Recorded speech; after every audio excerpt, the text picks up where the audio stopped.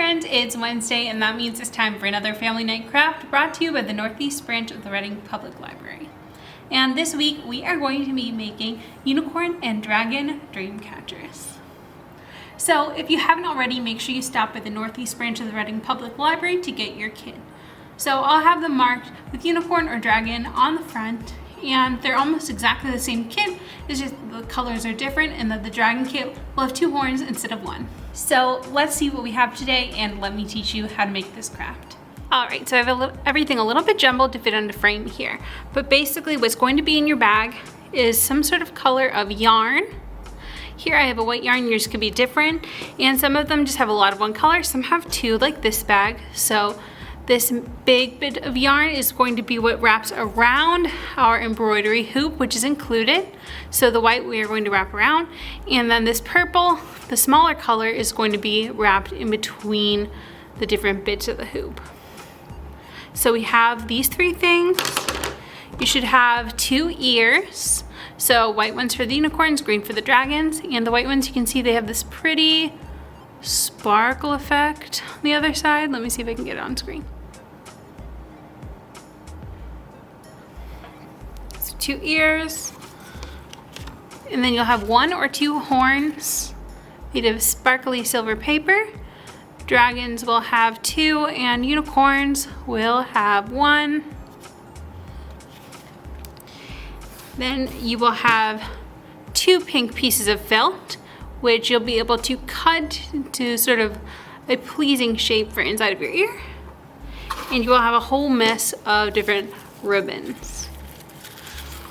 Now the 2 things you'll need for this activity that aren't in the bag are a pair of scissors and bottled glue. Now if you don't have these at home, just let us know at the library and we can provide you with some.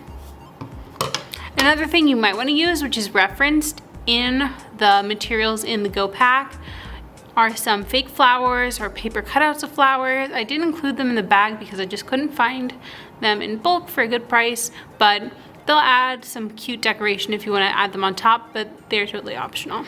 So the first thing we are going to do is take that primary color of yarn and we're going to wrap it all the way around our embroidery hoop. And as we're doing this, I want you to sort of think as this thing as like the top of our hoop, because you can use this sort of gap here to hang this on a wall on like a nail or something, or a hook, or tie it up. So I'll move these to the side for now.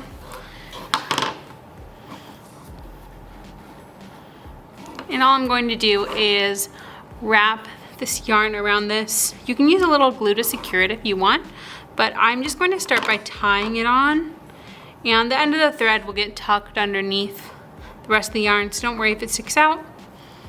Maybe I'll even double knot it, and then you just want to wrap it all the way around the hoop, just so it looks nice.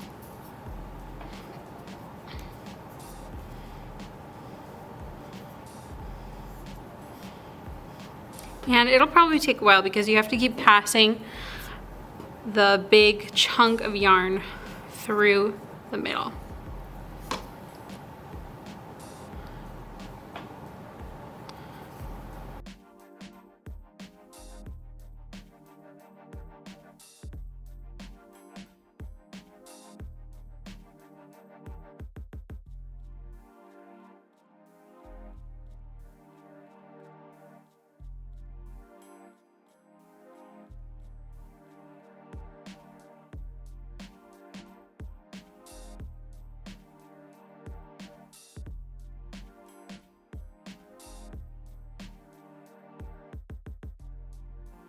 Alright, so I'm almost done with mine, and I actually got it to lay pretty flat in most parts, and I did that by putting a line of glue underneath and then pulling pretty tightly when I come along with the yarn.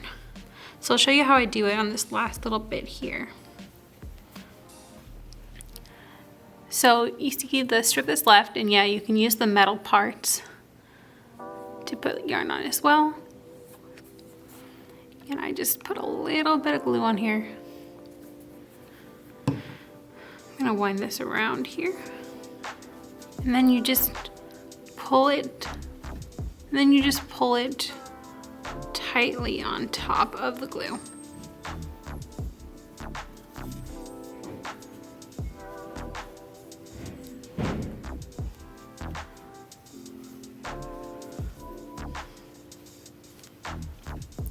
If any extra glue like pops out from between the yarn, you can just sort of smear it on top with your finger. All right, so I've reached the end.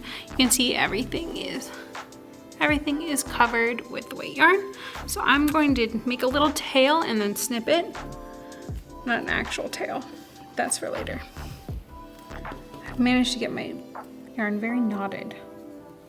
Yeah. All right. So you're going to cut a tail. A couple of inches should be fine.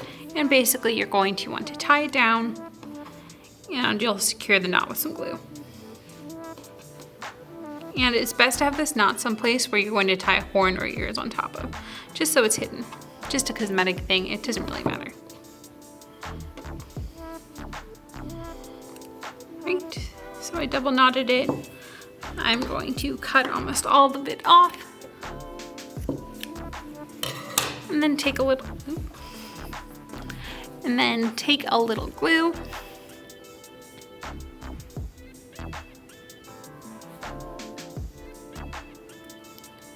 And sort of mush this down. Put some glue underneath and on top. So the next thing we're going to do is we'll take our purple yarn and you want to tie this on again. I'm gonna tie this actually in between our little hangy thing here.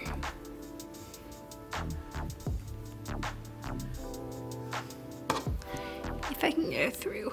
All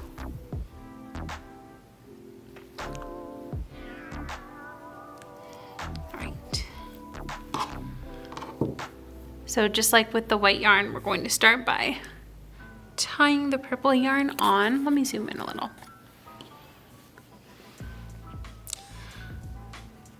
And like we did with that last strip, I'm going to secure that knot with some glue. So, knot, double knot, and then I'm going to take this little end, cut it short, and then glue it down.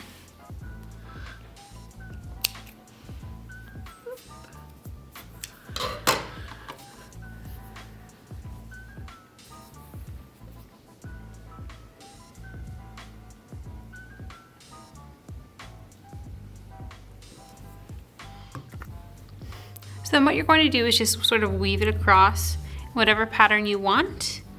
What I'm going to do though is I'm going to put a dab of glue each place before I put the yarn there, just so it stays a little better.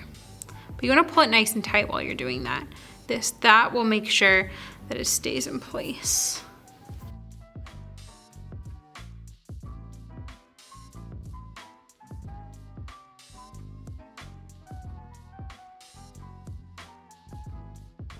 And you probably have a lot of purple yarn or whatever your secondary yarn is. You don't need to use the whole thing. Just a couple passes will do until you like how it looks. If you want to add lots of zigzags and use the whole thing, have at it. That's your choice. I'm just going to do a couple.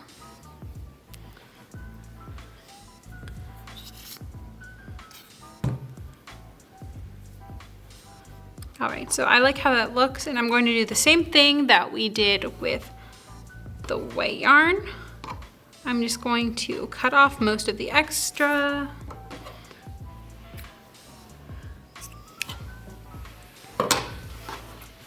Then tie a knot to this last one, but first I'm going to pull it nice and tight so nothing shifts around.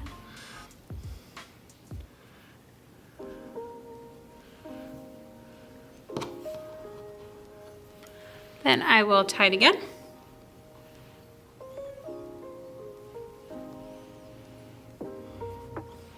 And then I'm going to cut it till it's a little nub and glue it down.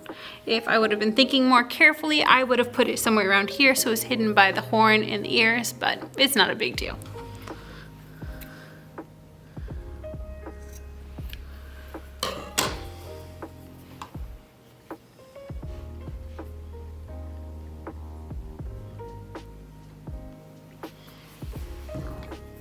All right, so this has a bit of goopy glue. We're going to need it to dry, so just set it aside for a second. So I want you to bring back your ears and your pink felt pieces. So as you can tell, they're not completely cut out, so this is where you and your scissors come in. You want to take your scissors and cut out the rest of the shape along the black lines. There's one.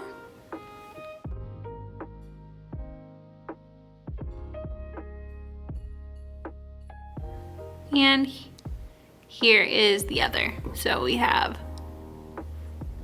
2 ears. And now you want to sort of cut a shape that you want inside of your white ears. You don't even need to use the pink if you don't want to, but I'm going to cut mine into triangles.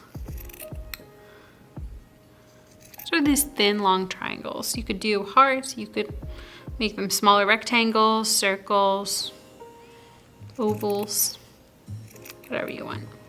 You could trace the shape of that, but smaller. You can see this looks like it'll fit in fairly well.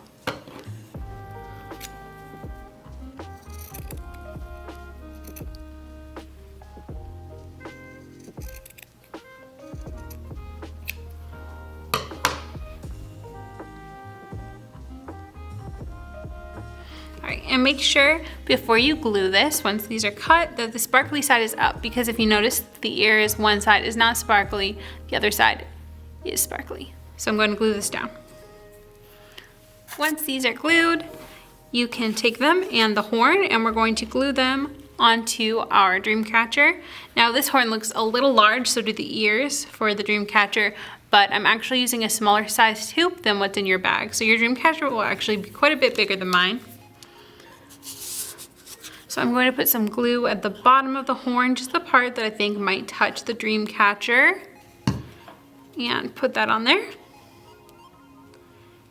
And you might want to put something underneath the horn to help prop it up while it's drying, because it might sag and sort of fall over. If you have hot glue at home, or if your parents will need super glue for you, that might make it even easier. And then you'll do the same thing for the ears. Then I'm going to leave it until it dries and then add the ribbon as the last step. All right, so if you're short on time like I am, you don't have to wait till it's completely dry. Just wait till it's a little bit dry, but keep it propped up. I'm using a glue bottle, just the nozzle, to prop up my horn. I'm just going to push it forward a little bit, and while it's still resting, I'm going to add on the ribbon.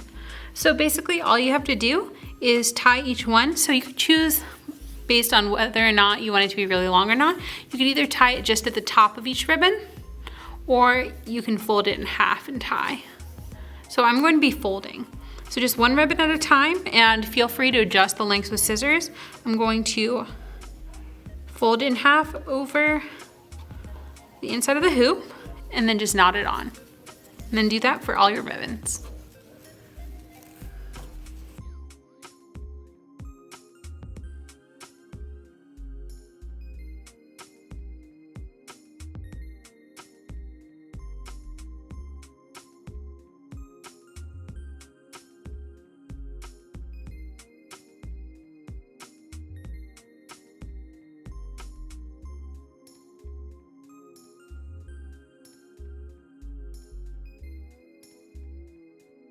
And now one note I want to make, since I've just been making the unicorn one, is like I said before, the dragon one's going to be pretty much exactly the same, except you see that I have one horn here.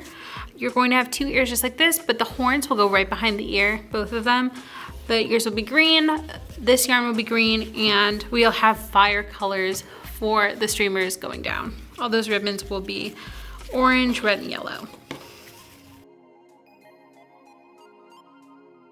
Another thing you can use, instead of just the ribbons, you can use any leftover yarn you have from your Dreamcatcher to go at the bottom of your Dreamcatcher.